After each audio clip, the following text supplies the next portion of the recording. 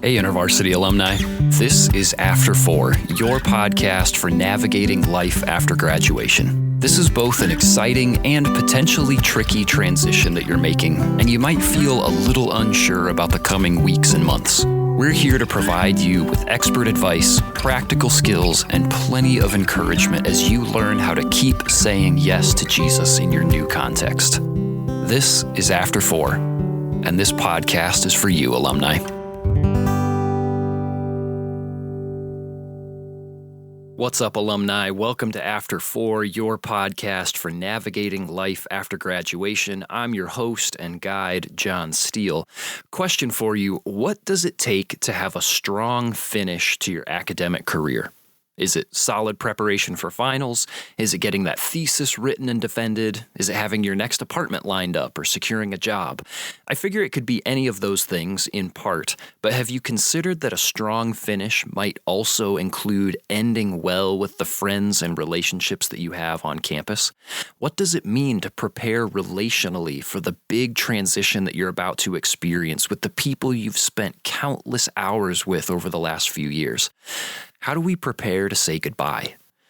This week, we're talking about ending well with our campus relationships, and we're joined by Emily Francis. Emily is an assistant regional director with InterVarsity in Virginia, and she has done so much work over the past few years to help InterVarsity alumni like you make the transition to life after graduation. Emily has some phenomenal advice around how to prepare well personally and with your community for this big relational transition, and I'm excited for you to hear it. So here's Emily. And this one's for you, alumni. Emily, welcome to the show. Thank you. It's good to be here. Yes, I'm so excited to have you here. I'm looking forward to our conversation for helping us really kind of kick off this series that we're talking about relational transition as we step into this post-graduation life. But Emily, before we get into some of those things, would you just give us a quick introduction, help us get to know you a bit before we get started? Yeah. So I grew up in Fairfax, Virginia, outside Washington, D.C., and came to the University of Virginia for college, which is where I first encountered InterVarsity. Nice. Probably like many people, went to an Ivy event thinking it was sports related, maybe of course. Christians, and yes. Got involved in a small group. And it really was a huge part of my time in college. It was highly transformative, just had a profound impact on my time in college. And then my senior year, I was trying to figure out what to do next. Had never in my life considered ministry. In fact, was pretty opposed to it. And it's a whole other story that I call my Jonah story, where I started hearing this call to ministry and ran from it as hard and long as possible, and couldn't escape the word of the Lord. And so, ended up saying yes to staff my senior year. And It really has just been an incredible experience. So from there, I went and did an intern year at a community college, and then ended up accepting a campus staff placement back at UVA, so my alma mater. Okay. And was the staff at UVA for 4 years. And then last year transitioned into a new role with InterVarsity in our region as the assistant regional director of staff development and fundraising. Emily, tell us just a little bit further introduction here. Tell us a little bit about your experience engaging with students who are about to graduate, our young alumni, and helping them prepare for life after graduation. So when I graduated, like I said, I did an intern year at a community college, and it was almost 3 hours away from Charlottesville, where I'd gone to school and where most of my friends actually stayed and took jobs after college. So my experience was leaving this place where, I knew everyone. I still had friends that were in undergrad, and I moved to a city where, other than my staff trainer, I knew absolutely no one. I moved in with randos that was a hard roommate experience, and I was incredibly lonely. So helping students do that transition well, and knowing that loneliness and navigating long distance friendships, that was a big part of my story. So when I came back to UVA, I really wanted to help students do that better. I was just started hearing from these alumni, and again, had felt that in my own story of, okay, there's some loneliness here. There's some ways we are missing a key discipleship piece of our mission statement, which is not just to disciple them in college, but to disciple them well out of it. Yes, absolutely. Wow. Emily, you've alluded to a couple of these things already, but as we think about this series and relational transition in particular, when we graduate, handling old relationships and new relationships and the changes that come along with those, today we're talking about ending well. What does it look like to end well with relationships on campus and in our chapters? And so when you think back to your own post-graduation life, that time of the beginning of that time of transition, you've spoken about this just a little bit already, but do you feel, when you look back, do you feel like you ended well on campus? And if so, like, how did that happen? If not, what are the reasons that it felt to you like you didn't end well? Yeah, that's a great question. There were definitely some wins and there were also some misses. I would say I had a mentor, someone, not my IB staff, someone else who really encouraged me to think intentionally about the friendships I wanted to keep up with after college, to name who are my people, probably less than 5, that I really care about and want to almost make a game plan with for what keeping up after college looks like. Man. And so I have 2 best friends from college. I lived with them all for years, Carolyn and Rachel. And we set a date. We set like a friend date at a restaurant. We went out and we set aside a couple hours to just talk about how is our friendship going to look after college? And we talked about what does it mean to keep up with each other? What are our expectations? And then we actually did make a game plan for, with me moving 3 hours away and both of them staying in Charlottesville, how are we going to keep up? And we set a weekly phone call date on Monday nights for an hour and actually kept to that whole year. Wow. I was gone, which is crazy. And I think at the time, I just knew that I wanted to talk to them a lot. I didn't realize that I was actually putting in place a really key structure that would support me through a lot of loneliness and hardship during that year. And there were friendships I didn't set that up with, and I didn't keep up with them as well as I thought. But when I look back on that, especially that first year out, I remember that Monday night phone call and just the relief of knowing my friends are going to call me and we are going to have a chance to catch up. Beyond that, there were people, like I said, that I didn't make a plan with or didn't really talk to or emotionally process with, and didn't make that clarifying point with. And so we just really never talked again, even though we wanted to, or someone, just didn't pick up the phone a couple times and you just assume, I guess they don't want to keep up. And that was kind of the end of it. So some wins and some misses for sure. Yes. Gosh, I wish that I had had that kind of mentorship and just that sort of a framework. That sounds really beneficial. When I think back to my time of graduating from undergrad in particular, what comes to my mind was just this growing sense of the imminent end of getting to spend every day with my closest friends. But I don't really remember considering how things would change and how hard it would really be once they did change. And honestly, there are some places even today that I find myself still mourning the loss of some of those friends that I feel like I didn't prepare well for. Yep. And that I think I would actually be still really close with today had I taken some of those steps. So my hope is, as we talk today, maybe we can help people have more of those wins that you shared and fewer of the losses, or to prepare well for the losses that will inevitably happen. There will be losses that we'll experience, but how can we prep well for that? Yeah. And I think there's so much about the transition that requires intention. Like that's the word we always come back to as we're helping seniors process the transition out of college.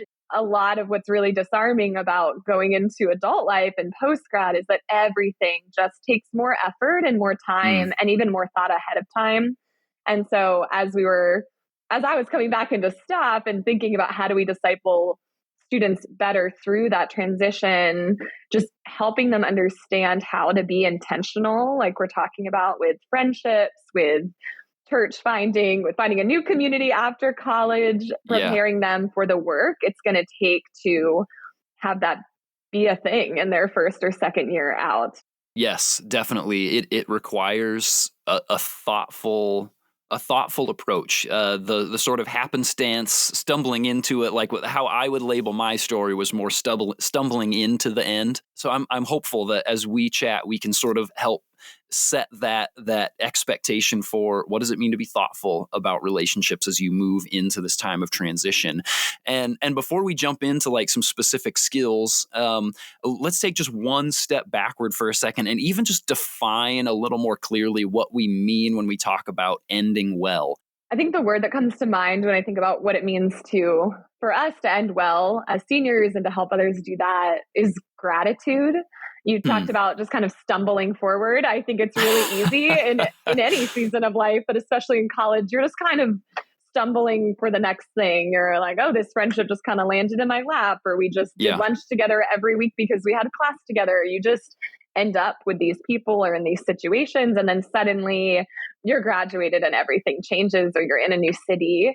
And it is hard to know what life after college is going to be and what relationships you're going to keep up with. And so I think the first step is just to honor the relationships and friendships you had during college, whether that was a friend you had for a season of college, but aren't keeping up with even at graduation, or some really close friendships that someone's moving across the country and you're not sure if you'll see them again. I think we just start with a posture of thankfulness for what that friendship was and how the Lord used that to grow us in that season. I set aside time to just get coffee with them, not in a grieving goodbye way, but just hey, I don't know if our paths are going to overlap again, but let's just reminisce and honor some memories. And I just want to say thank you for how you have helped me see the Lord in this way, or helped me grow in this way. Like, this is who you have been to me. And that just, I think, creates more peace and a different posture as we go forth from college, instead of, like we said, just sort of stumbling forward and realizing, oh, I had all these friendships and I haven't really kept the pieces, and now I feel guilt and I didn't honor what that was. So that's the first step, I would say, of ending well. Obviously, there's a lot more there. Yeah. It sounds like there's an element of ending well is taking stock and considering, like, who are the people that I've been connected to, and what does it look like to purposefully honor those connections. And that if you can do both of those things, that you are charting a course for ending well. And Emily, I don't know if you're an Office fan or not, but Very much. okay, it makes me think of, hopefully everybody who's listening knows what I'm talking about as well, but either way, it makes me think of of like Michael's last moments in the office. That last episode is him like purposefully trying to have a moment of connection with each person in the office.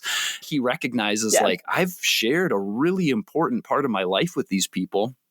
What does it look like to take stock and to honor that, and to have a moment with each one of them that is meaningful for the thing that we shared together? Yes. And I love that example too, because he meets everyone where their friendship is at. Like, he has a silly interaction with Oscar that's very funny. And then he has a really emotional moment with Jim. And so it's not like we have to go and cry and lay our hearts out before every person we've had a relationship with in college. But if there are people that come to mind as you're kind of thinking through the transition, I'll encourage my seniors to just really, literally write down in a journal, who do you want a one-on-one or a one more group hangout with, and how can you even build some affirmation and thankfulness into that time? It helps with the closure that sometimes we don't get when we just slide into graduation and then it's summer and then we start a job and we realize we didn't fully spend time emotionally processing the transition. So just creating some emotional space to process that early on, I think, is all part of helping us to end well. So Emily, I think we've, even just as we talk about sort of taking stock and having this time of thankfulness and stepping in, we're starting to answer the next couple of questions in really nice, practical ways. But I'd like to dig in a little further. And that's just as we think about the process of preparation, two sides of the coin here. Are there some disciplines or things like that would be helpful for me to consider, or for the individual to consider? But then also, are there some good communal practices to consider that will help us prepare well on both sides of that conversation? Yeah, there's a lot of things I could say. I think there is, please make space to emotionally and process with the Lord, the transition. I do not like being sad. I do not like hurt feelings. And I suppressed those things like through graduation. I did not want to cry. I did not want to think about how hard this was. And it just came pouring out in the middle of summer and in late fall. And it's worth it. It's worth it to make some time, whether that's journaling or taking a retreat day, or even just having we encourage our fourth years to do kind of a senior night where they just literally talk about how are you feeling about the transition after college, and what are you excited about? What are you nervous about? How can you be supported? And I think answering those questions helps us crack open the emotions a little bit and do some of that earlier on, especially when we're surrounded by safer people. And then for practices, I mean, I really would encourage people to sit down and I call them the non-negotiables, the friendships that you don't want to leave to chance, whether or not you keep up with them. Like they mean so much to you that it is worth saying, we are going to figure out, even at our own cost of time over the next year, like we are going to figure out how to keep up. It's probably not more than 5 people. It might even just be one. And saying, who do I want to have a conversation with that involves making a plan for how we're going to love each other and keep up in the next 2 years, and giving each other permission to hold one another to that. I usually encourage seniors to just think about 1 or 2 people that they want to sit down and have that explicit conversation with. Like how often are you going to keep up? When are you going to try to see each other, and how frequently? How often do you want to do phone calls? Can you give each other permission to say if you're feeling lonely or if a friendship is feeling neglected? I just think that is such a crucial practice, and we don't teach each other that, and we don't learn that in college. And there's a lot that is really hard and lonely about the transition after. So would highly encourage emotional processing, and would highly encourage some pretty honest conversations with a few key people that you can make a game plan with. Yeah, and something I really like about that is that also feels like preparation for what the next round of your relationships are really going to look like in adulthood. And that's we've lived in this season of time where friendship and doing stuff can just happen very organically. And so anytime that we're really like planning ahead or it feels like this forced kind of experience. But there is also, we are now stepping into a season of life where we have to be much more intentional. And it is shocking how much planning will go into just sitting down for a cup of coffee with a friend. And like that's just your new reality. And so setting this in motion with the people that you want to maintain friendships with is really good training for what maintaining friendships in the future is really going to look like. Yeah, absolutely. I think we don't prepare college students well to expect that, even though it is totally normal. So a friend that you saw every day for lunch suddenly might become a once a month or every other month phone call. And like a once a month phone call in adult life actually feels kind of frequent. That's really frequent. Yes. I have friends I talk to twice a year that I never would have thought. We were besties. We did everything together. And even just twice a year now, being almost 30, it's like, that's actually great. I still feel like they're a part of my life and we keep up, but that just takes such a huge transition.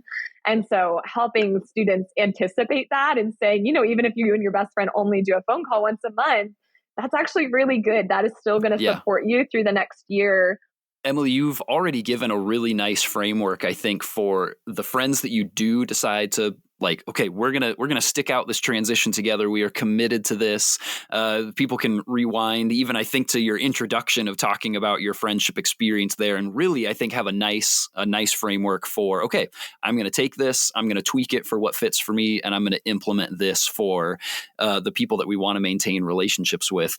What I want to know, though, what I'm thinking about in relationship to that, though, is the sort of ratio of time given to maintaining and nurturing those relationships compared to the friendships and relationships that we want to build in the space that we're in. And there's a lot of reasons that I'm asking this, but I'm thinking back to a conversation that we actually had on the podcast not that long ago where Jason Gabery was our guest, and we were talking about loneliness. And he was talking about that, like, the research actually shows that if you are going through a challenging time, that being able to engage with and confide in somebody who is right there, like in the room physically with you, even if you don't know them that well, actually is more beneficial for your kind of recovery and adaptability and managing anxious or difficult situations. It's more beneficial a lot of the time than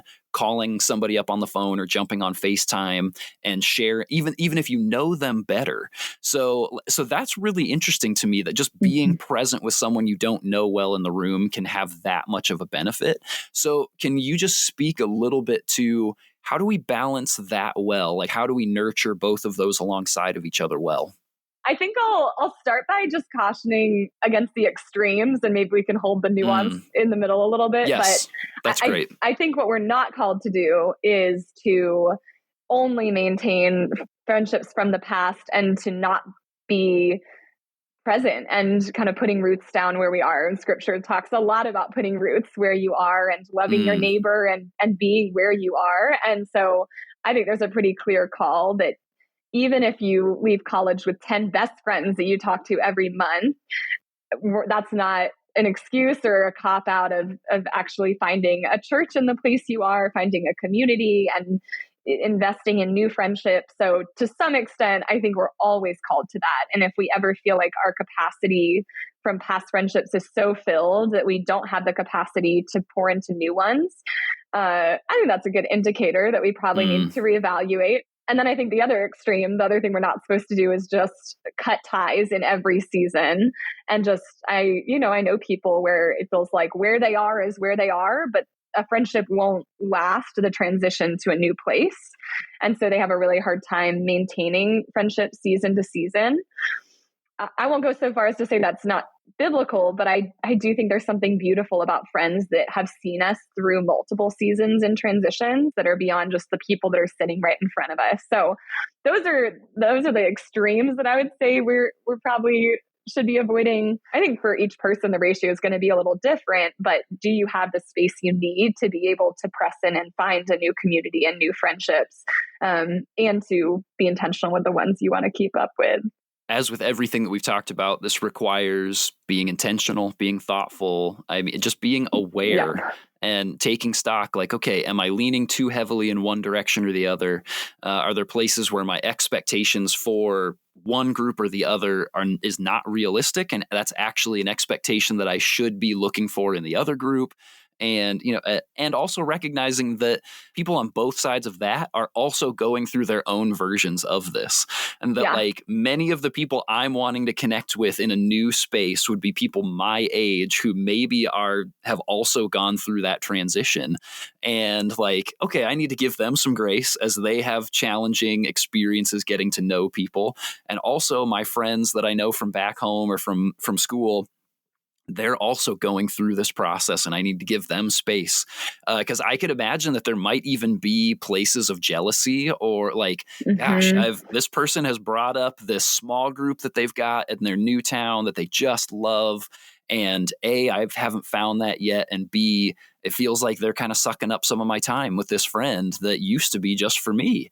And like, wow, that's a lot to process through. Yes. Oh my goodness. I want you to say all that again. I feel like the transition out of college, I might have said this earlier, but it is just such an opportunity for insecurity and comparison to get a stronghold, because everyone does the transition out of college differently and at different paces. And honestly, everyone is lonely at some point, either that year out of college or in their 20s. And it's just this lie that I think Satan loves for us to believe, that it's just me. It's just me who didn't keep up with the friendship, or that hasn't made friends fast enough in my new city, or hasn't found the perfect church. And like, so much about that transition is challenging. And like I said, just takes a lot of grace and patience. And there is just such a temptation to believe like everyone is doing it better than me. And so I just want to say that to everyone listening who's transitioning, like, there is not a right way to do life out of college. Just please give yourself a lot of grace and know that, everyone is going through that and navigating it differently and is struggling with with that transition and the comparison and the loneliness at different points. Emily, this, gosh, we've talked about so many great things here, but I want to leave space for two final things. You can answer them however you want to. One is, do you have a final piece of advice that you would give to somebody who is looking towards graduation, or maybe who is just in this season of life after graduation? And it can be related to relational change. It can be a totally different thing, whatever you'd like to do. And then, do you have any resources that you can point people towards if they'd like to keep digging into some of these things? Yeah, I would say try to find a mentor or discipler as soon as you can in the transition out of college. And in fact, don't be afraid to advocate for that for yourself. One of the things that I think shocks a lot of young adults as they go into the bigger church is that discipleship isn't like it is in InterVarsity. I think it's kind of a given that some older person is going to say, "Can I disciple you?" And you just suddenly get coffee every week. That's actually not as a practice as it should be. I think in the bigger church, I wish it was that way, but it's just not. And so, yeah, I think finding a mentor or someone older in a different stage of life than you who can be alongside you in this transition in your younger years of your 20s is always worth it. It is so good. Find someone and ask someone to say, "Hey, would you mind just meeting up with me every other week? I am really having a hard time," or "I just want someone to help me process friendships and my spiritual life with the Lord." And you might have to, that's kind of defining discipleship for them. I have a mentor who had never done that before, but I just said, "Hey, this is kind of what I'm looking for. Would you want to go on a walk?" And we've been going on a walk every week for 3 years. Wow. And it's life-changing. And I just think it's so worth it. Emily, are there any places that our alumni can go to kind of connect with more resources to keep walking through, whether it's relational transition or just transition in general to life after graduation? Is there anywhere that you would point people to? I mean, I love you've probably talked about this on the podcast. I love the After College book by Absolutely. Eric Reeves. I think it's great. And the InterVarsity blog has a whole series called Just Tell Me What I Need to Know After College that is great. Has a lot of articles, I think, even by people that you've had on the podcast. So I know that InterVarsity is putting out more and more resources on it. I wish there were more for people. This podcast is great. Thanks for doing this. Thank you. Thank you. Yes, please listen to the podcast. Yes, that's great. I'm trying to remember. Okay, hold on. Give me one moment to gather myself here. Oh yeah. Let's see here. It would have been, the time you're listening, it would have been 8 or 9 months ago. We had Katie Schnack on the podcast, who wrote The Gap Decade, and that was a fantastic. If you want a book that will help you laugh in the midst of the challenges of transition, read The Gap Decade. That is another book in addition to After College for sure. That book is fantastic. I wish that I'd had both of those books when I was transitioning to life after graduation. So yes, fantastic resources.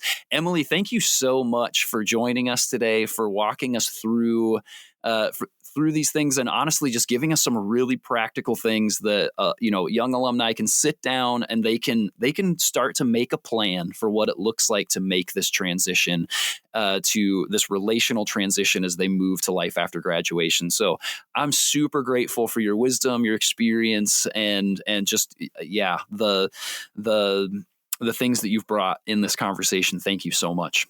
Thanks so much, John. It was a joy to be here, and I'm really passionate about helping seniors graduate well. So thanks for having me on.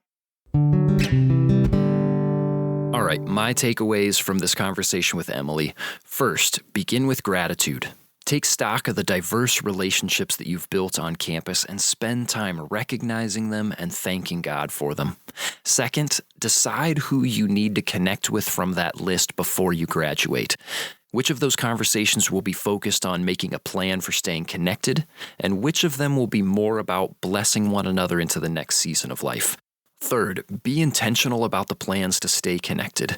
Actually set up a framework that you can all depend on, and then have grace and patience with the process together. Fourth, leave room to connect with new people after you graduate, but also lean into the relationships that you're maintaining from campus. Don't let yourself get caught up in either extreme and forget to make space for one or the other. And finally, Invite Jesus into every step of this process with you. It's so easy to feel alone, to get jealous, or to feel shame as you find this new relational balance.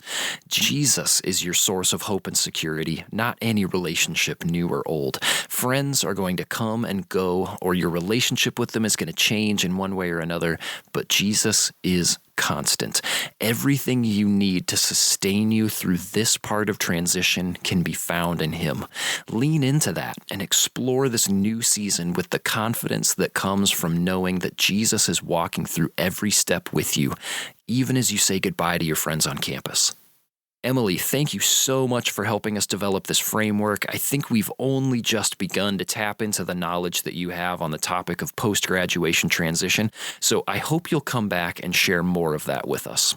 Alumni, be sure to come back next week for my conversation with Dr. Brian Laritz, teaching pastor at the Summit Church and author of Enduring Friendships, Sticking Together in an Age of Unfriending. Dr. Laritz and I are going to talk about the next phase of relationships, and one that I know you're thinking a lot about, making lasting friends after graduation. Thanks for tuning in, and I will see you in the after, alumni. Hey, thanks so much for joining us today, alumni. If there was anything that you learned, really enjoyed, or that encouraged you from today's episode, would you send us a DM or tag us in a story? We'd love to hear about it. You can find us at After4Pod on Instagram and Facebook. And if you haven't already, take just a second to unlock your phone and subscribe to the podcast. If your platform lets you, leave us a rating and a review. And if you like what we're doing here, share us with your InterVarsity or other post-graduation friends. Thanks again for listening, and I will see you in the after, alumni.